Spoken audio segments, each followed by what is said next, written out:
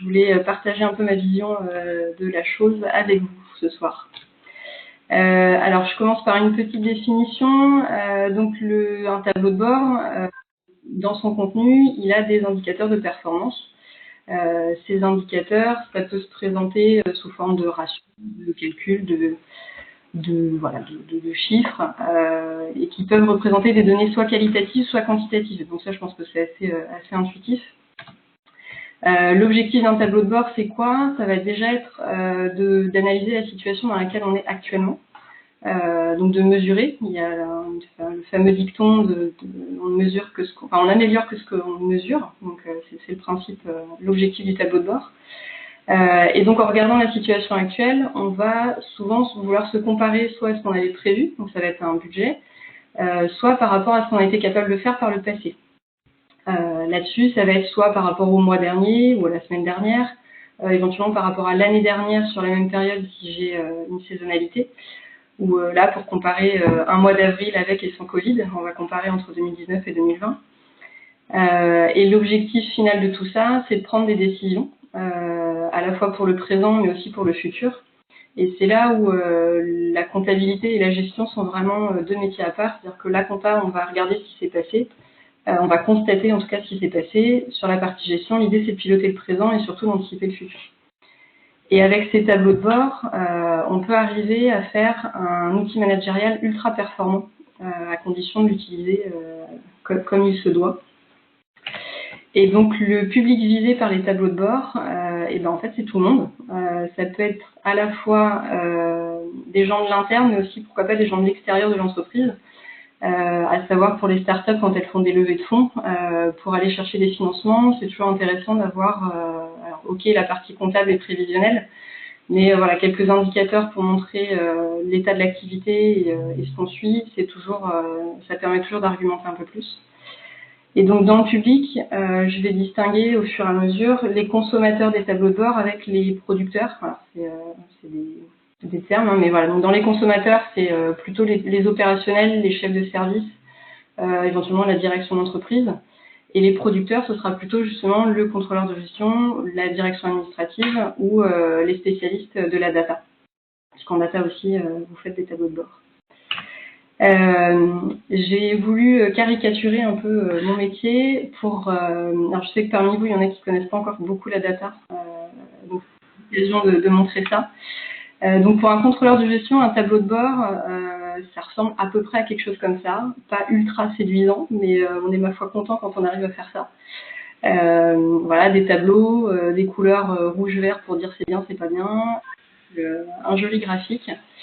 J'ai pas pris l'exemple d'un camembert parce que je me renseigne un petit peu sur tout ce qui est data viz depuis quelques temps et j'ai appris que le camembert était à proscrire, donc je n'ai pas mis de camembert. Et s'il y a des contrôleurs de gestion qui nous écoutent, il ne faut pas faire de camembert et encore moins des camemberts avec plein de couleurs parce que le cerveau n'est pas capable de l'interpréter correctement. Et côté expert de la data, voilà à quoi ça peut ressembler un tableau de bord. Emmanuel, je crois que tu es parmi nous. Voilà les tableaux de bord que tu peux aujourd'hui imaginer et qui sont quand même beaucoup plus intéressants, beaucoup plus visuels, qui impliquent beaucoup plus les équipes qui les consultent parce qu'il y a ce dynamisme aussi qui est là et puis visuellement c'est quand même plus sympa qu'un petit tableau de chiffres.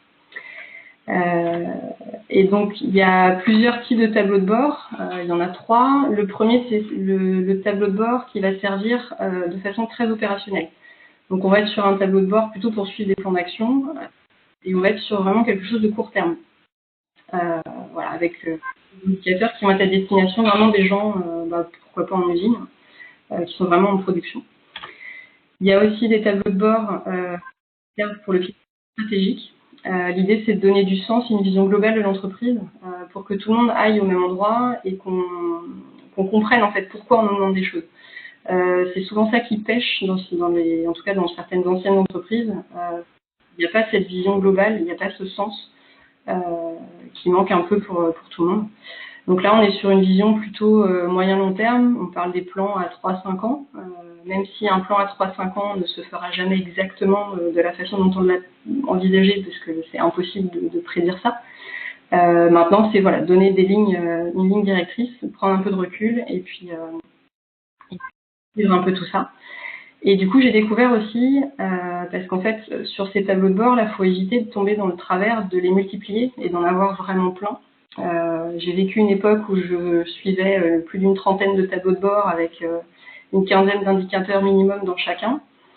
Alors c'est sympa, ça occupe, mais plutôt que de passer du temps à faire ça, l'idée c'est plutôt de restreindre le nombre d'indicateurs qu'on suit.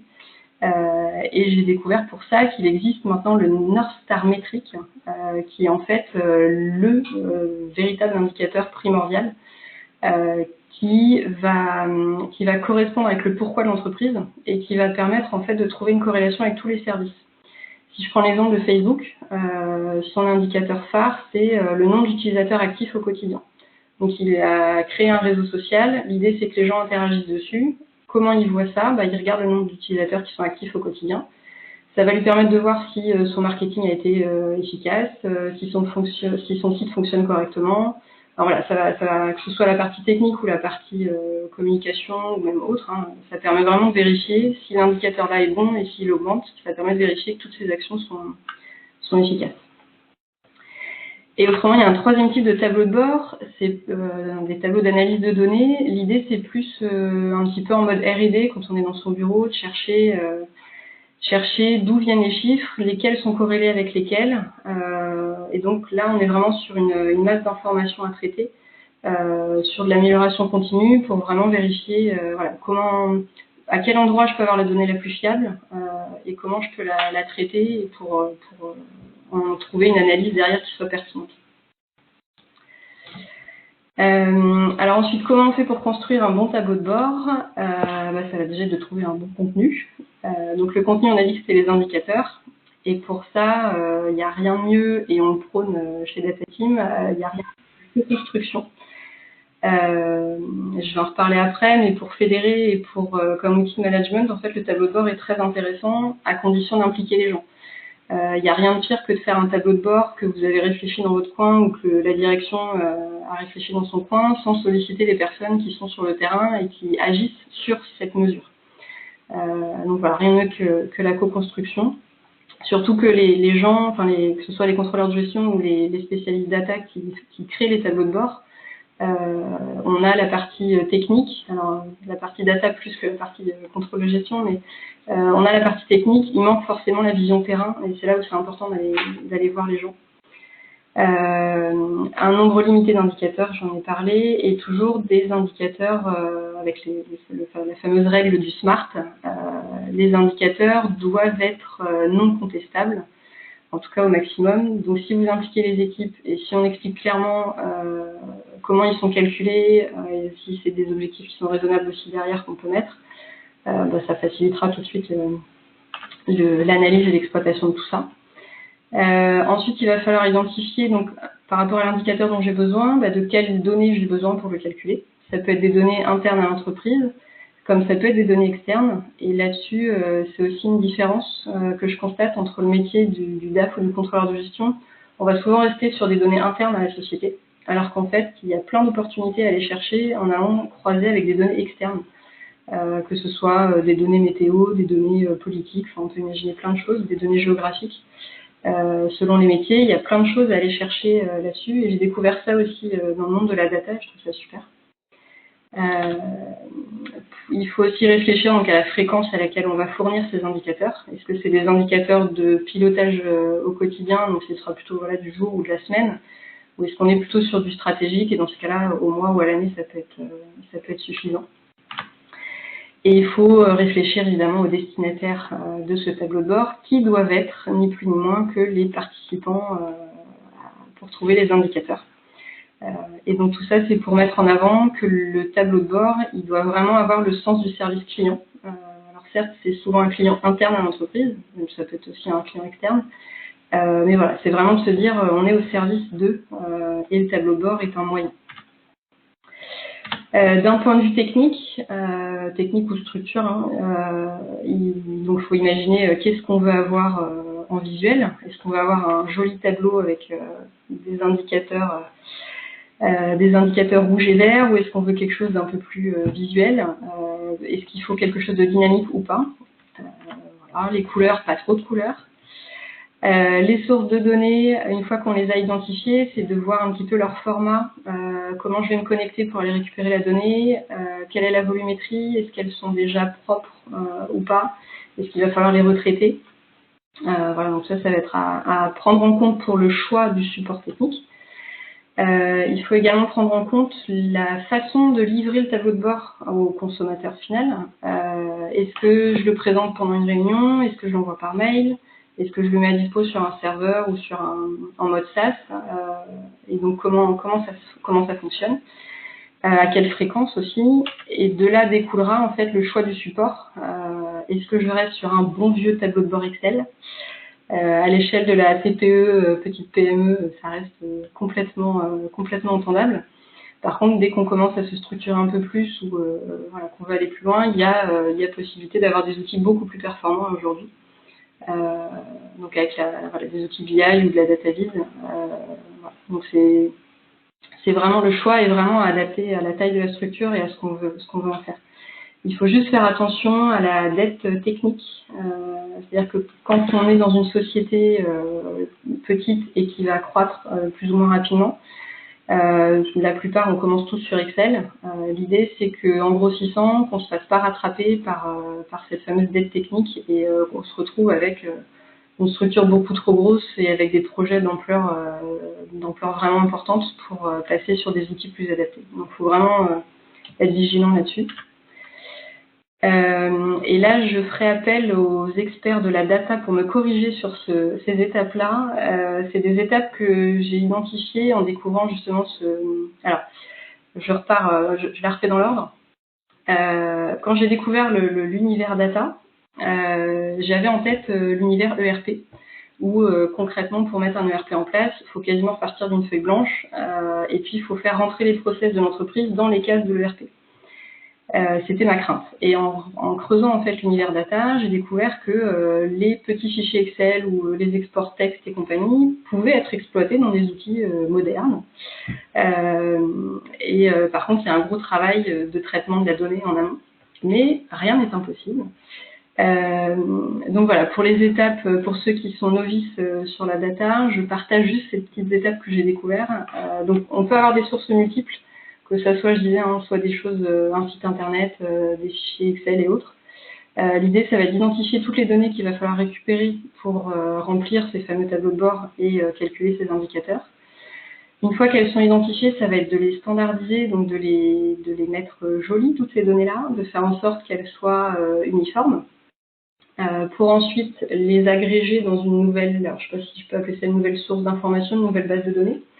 Mais en tout cas, voilà, de les consolider pour pouvoir ensuite donc alimenter le tableau de bord en question, que l'on va partager, si possible avec une super visualisation. Et comme ça, la personne en face n'a plus qu'à consommer sa donnée. Et si c'est une partie dynamique, voilà, n'a plus qu'à cliquer sur un endroit pour aller creuser le pourquoi de ce chiffre-là et être autonome là-dessus.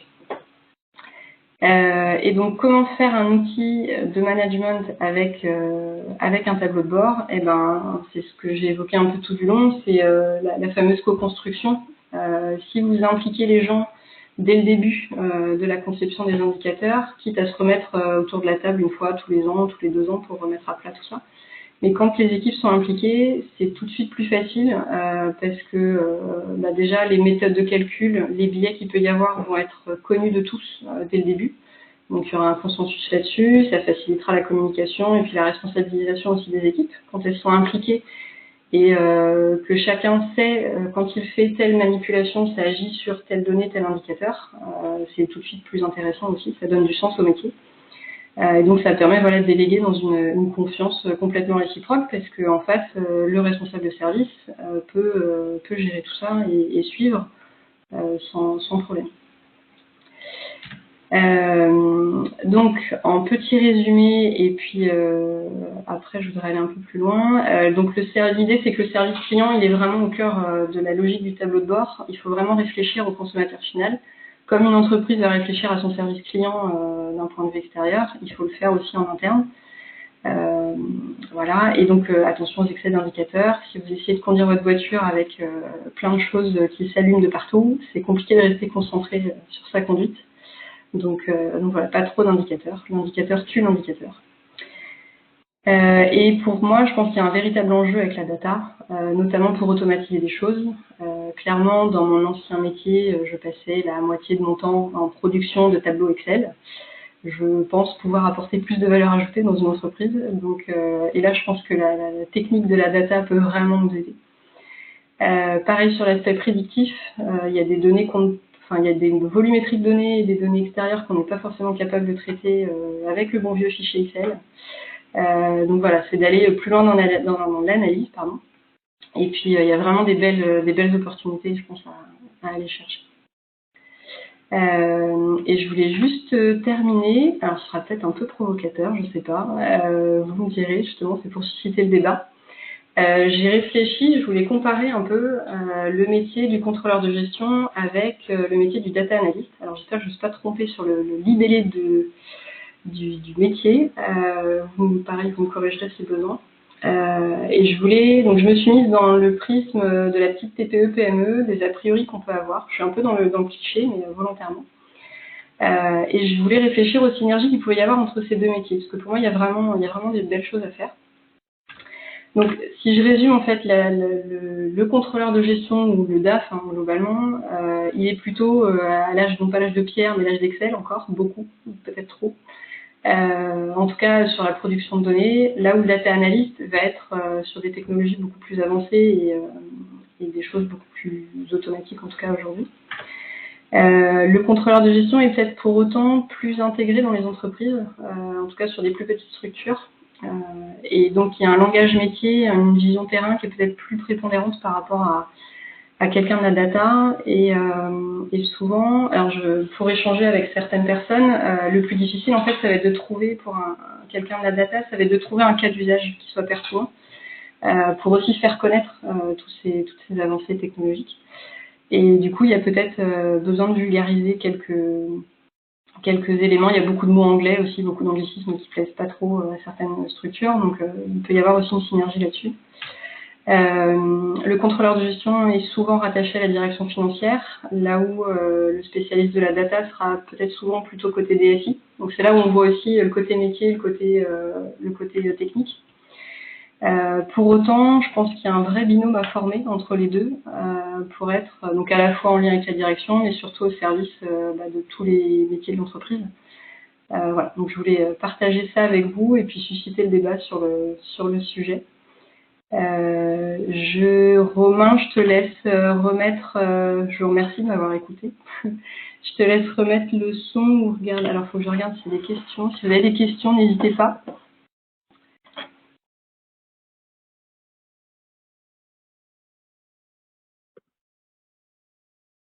Oui, alors je te rends tout de suite le micro, pardon, Nolwenn. Il y a des questions sur le chat. Est-ce que tu les vois?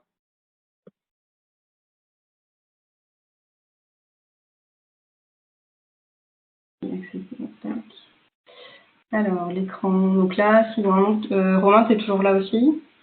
Oui, je suis là. Et tu m'entends? Oui, je t'entends. Tu veux que je te lise les questions ou tu les vois sur le chat? J'en vois une de Michel. Les contrôleurs de gestion sont connus comme grands amateurs d'Excel. Là, oui, effectivement. Quelles sont les technologies permettant de ces inconvénients tout en conservant la souplesse d'Excel? Et ben moi, j'ai découvert effectivement la partie data. Alors, si tu me demandes des outils précis, je pense à Power BI de Microsoft ou les Power Tools aussi que j'ai découvert qui sont vraiment intégrés, Power Pivot et Power Query, qui sont vraiment intégrés dans Excel, qui permettent, tout en gardant le fameux Excel qu'on connaît bien, d'avoir des choses plus poussées, de faciliter aussi les formules et gagner du temps. Donc, et après, sur la partie visualisation, ouais, Power BI, il y a les fameux tableaux clics et tout quant au co. Alors je sais que certains ne font que la visualisation, que d'autres font aussi le traitement de la donnée. Mais ouais, l'univers data, effectivement, peut permettre de garder du Excel tout en ayant de la technologie derrière et de pouvoir traiter plus d'informations. Je ne sais pas si ça répond à ta question. Je lis la suivante. Retour d'expérience. Les sources de données issues du système d'information, qui peut inclure les classeurs Excel, ont l'avantage de contenir des valeurs avec une forte valeur ajoutée métier. Ouais, ça, on est d'accord. C'est autant de travail qu'il n'y a pas besoin de refaire lors de l'intégration des données. Donc là, c'est peut-être plus un partage pour un projet data, comme quoi il n'y a pas besoin de tout mettre à la poubelle de ce qu'on a fait, on n'a pas besoin de repartir de la page blanche. Je sais pas si on peut activer le micro, Romain, pour que Michel puisse échanger éventuellement là-dessus.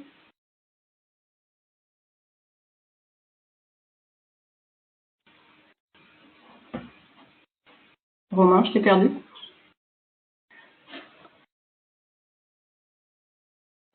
Hop. Je suis là et j'ai normalement aussi activé le micro de Michel. Tu nous entends, Michel? Hop. Non, c'est... Bon, je t'ai posé sinon moi une petite question, mais je vais en profiter pour la poser au micro. Est-ce qu'on a parfois des organisations, des entreprises où il n'y a pas encore forcément de programme soutenu et peut-être transverse de gouvernance des données. Ouais. Et donc, on peut avoir différents silos dans l'entreprise où un même indicateur est construit de différentes façons, avec différentes définitions, différentes interprétations. Est-ce que ça t'est arrivé de travailler dans ce genre de contexte et comment tu résous le problème, comment tu tranches en fait sur quelle est la façon correcte de définir, construire un indicateur? Alors, ça m'est arrivé effectivement. Il y a Emmanuel qui est présent et qui pourra prendre le micro aussi après pour en parler. Typiquement, dans une usine avec 3 ateliers de fabrication, on suivait la donnée de la fiabilité des machines. La fiabilité des machines, elle dépend aussi, elle est calculée aussi par rapport au temps où tu vas ouvrir ta ligne de production. Et en fait, ce temps d'ouverture était calculé pour certains ateliers à partir du moment où tu as démarré ta production sur la ligne. Et pour d'autres, c'était au moment où tu allumes la lumière dans l'atelier. C'est-à-dire que tu as toute la mise en route de tes machines et le lavage à faire, qui était compté pour un et pas pour l'autre. Donc pour comparer, après, tu as un résultat global de l'entreprise, c'est compliqué parce que tu compares des choux et des carottes. Donc le tout, c'est de mettre tout le monde autour de la table et d'essayer de... Alors le problème n'était pas forcément résolu à l'époque, mais effectivement l'idée c'est de mettre tout le monde autour de la table et de confronter cette problématique et d'essayer de chercher ensemble une solution pour se mettre d'accord. Après, il peut toujours y avoir un biais, hein. On peut se dire ok, il y a le biais de ce temps de lavage que je prends pas en compte, mais je le sais et tout le monde le sait et on a partagé, on a décidé que l'indicateur était plus fiable comme ça. Et ben voilà, donc, je reviens en fait sur la co-construction avec ça. Et tu dis que tout le monde le sait parce que c'est conservé quelque part. Il y a un dictionnaire qui accompagne le tableau de bord pour expliquer aux gens comment l'interpréter ou pour expliquer le cycle de vie des données qui sont prises en compte. Ça existe trop peu, mais effectivement, tout ce qui est à développer parce que typiquement la personne qui exploite le tableau de bord ou qui le construit, qui l'alimente, le jour où elle part avec sa connaissance de ce détail-là. Donc, mis à part être confronté un jour à cette remarque ou à cette question, on va pas mettre le nez dans le calcul. Donc, c'est effectivement un sujet d'importance, surtout qu'aujourd'hui, on multiplie les données. On multiplie la quantité de données, donc plus il y a de données et plus il y a de risques de passer à côté de choses comme ça. D'accord. Bon. Au passage, je pose la question parce que c'est des cas réels auxquels on est confronté tous les jours, les problèmes de construction des indicateurs et de gouvernance des données. C'est aussi pour introduire la prochaine conférence au passage, le 10 juin, sur le thème de la gouvernance des données.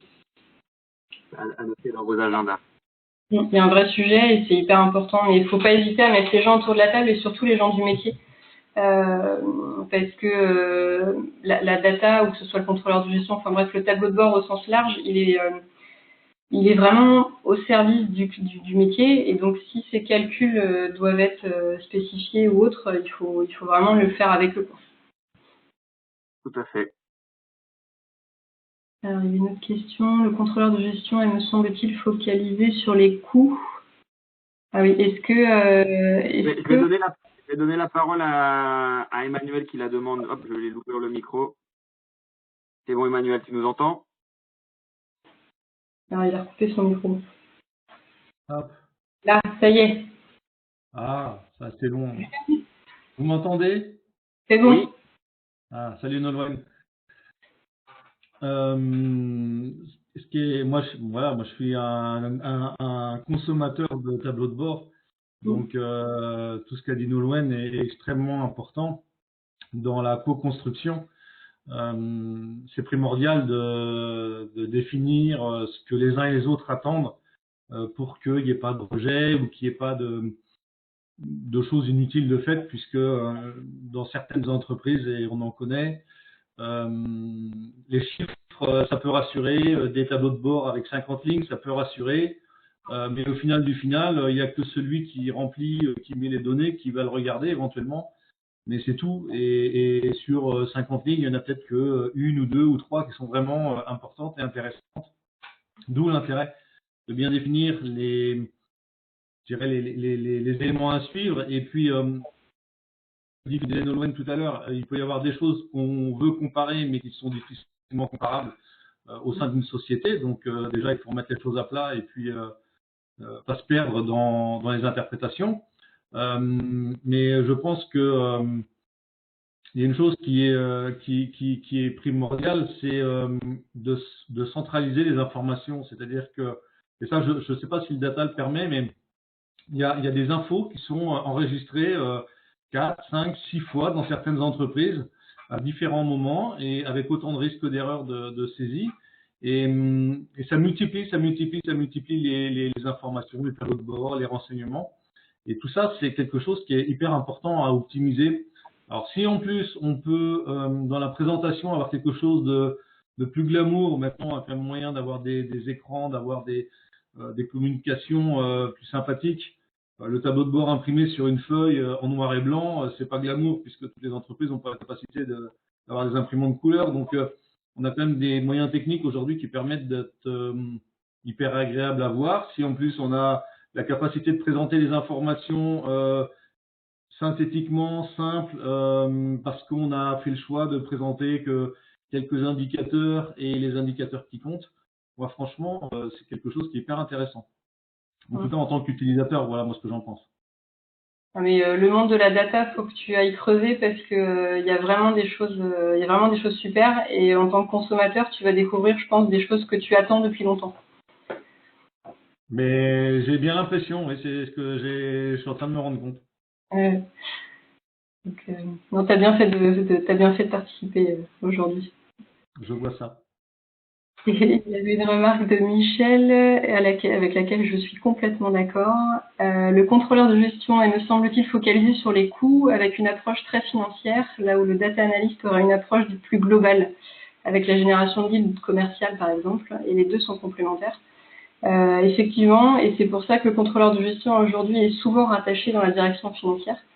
Il y a beaucoup d'euros, il y a quelques indicateurs métiers, mais enfin, il y a pas que du financier, mais il y a effectivement dans l'approche data peut-être autre chose encore à aller chercher pour vraiment aller plus loin. Donc, je partage les deux sont complémentaires. Je ne sais pas si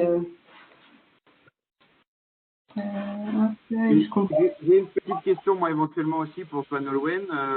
Est-ce que c'est un rêve ou est-ce que c'est une réalité et pour quelle proportion d'entreprise de voir les métiers devenir complètement indépendants sur la création, par exemple, de leur propre tableau de bord?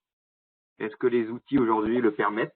Est-ce que il faut être toujours un peu geek ou est-ce qu'une personne pas forcément appétant au développement ou à coder peut aujourd'hui avoir des outils qui lui permettent d'explorer ses propres données, créer ses propres tableaux de bord et devenir finalement un peu autonome?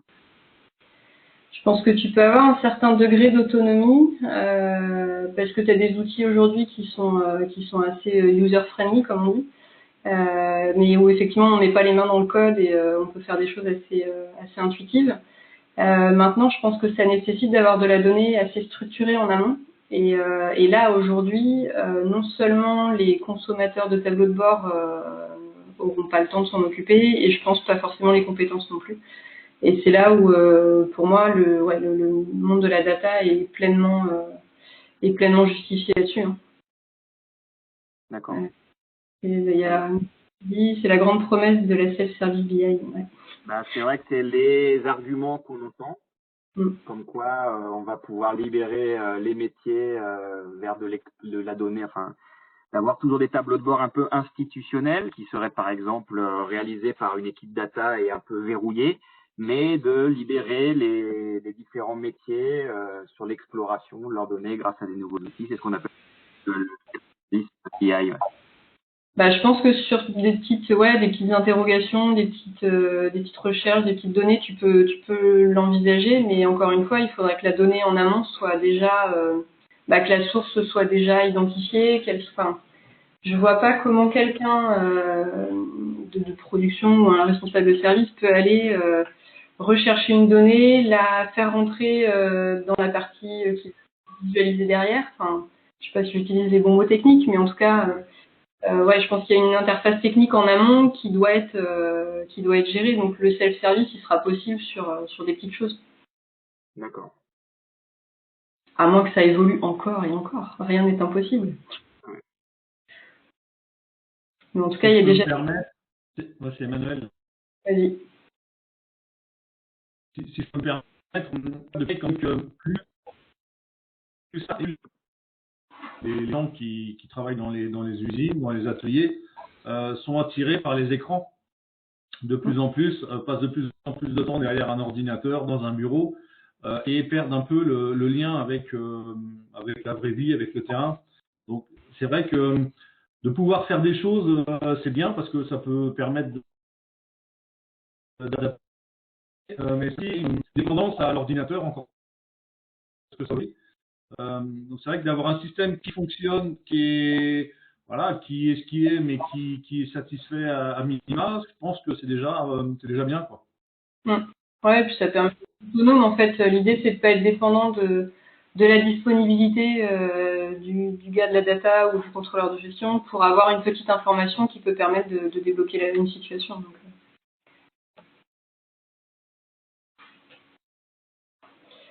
est-ce qu'il y a d'autres questions ou remarques sur tout ça?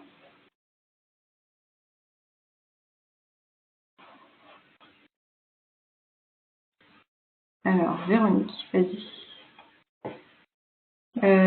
Romain, tu peux donner le micro à Véronique, s'il te plaît? Alors, moi, je ne sais pas si Véronique disait oui pour répondre aux commentaires de Michel ou si elle avait une question. Je vais rétablir le son pour toi, Véronique. Allô? Allô? Oui. Ouais. En fait, ma question était tellement longue, j'arrivais pas à la finir. D'accord.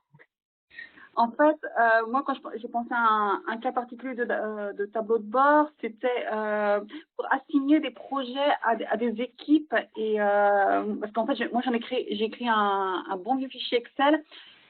Il y avait à la base, je sais pas, 5 sources de données de différents types. Et l'idée, c'était d'avoir les états d'avancement de chacun des projets. Ouais.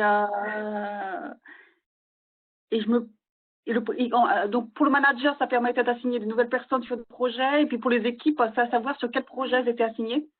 Et on pouvait avoir 10 projets en parallèle. Mais on n'avait pas de on ne connaissait pas de meilleure solution. Donc, est-ce que je connais pas ce concept de self-service BI. Est-ce que on peut inclure ça dedans, ou est-ce qu'il y a quelque chose de complètement différent, ou c'est juste la gestion de projet et l'allocation des ressources aux personnes, des tâches aux personnes?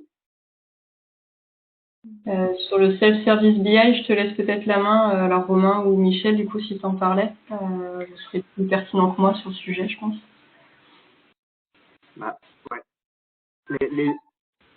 Les outils de self-service BI, enfin, c'est les outils type ceux que tu disais tout à l'heure, hein, Power BI de Microsoft, des tableaux software, des ClickView, ClickSense, des éditeurs d'outils et pourquoi pas en français un peu plus nouveau, Topo, qui prétendent pouvoir rendre autonomes les métiers, mais qui, comme tu le disais, demandent avant d'avoir des données avec éventuellement un data warehouse avec des data marts, voilà, des catalogues de données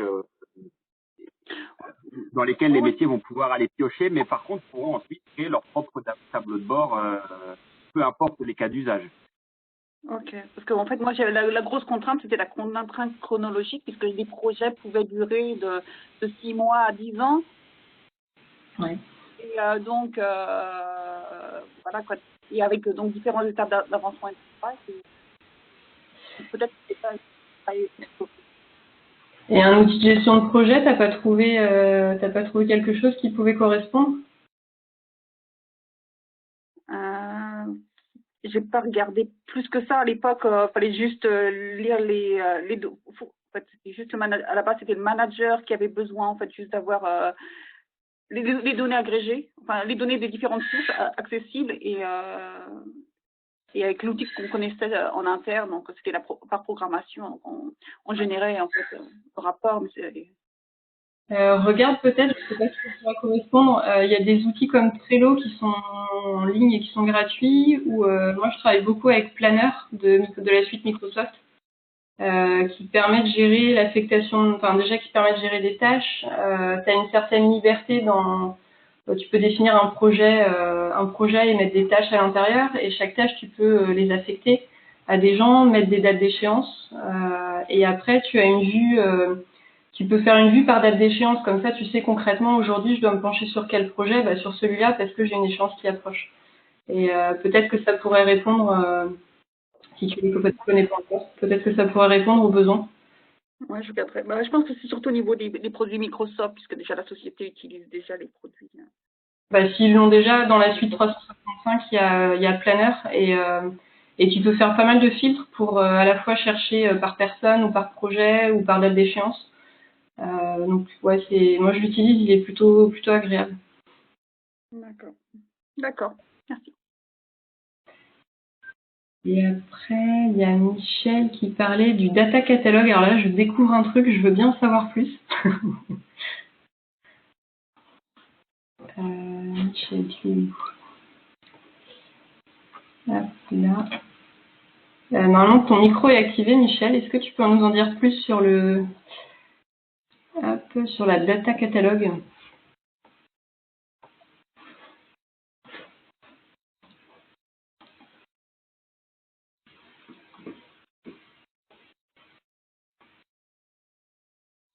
Allô?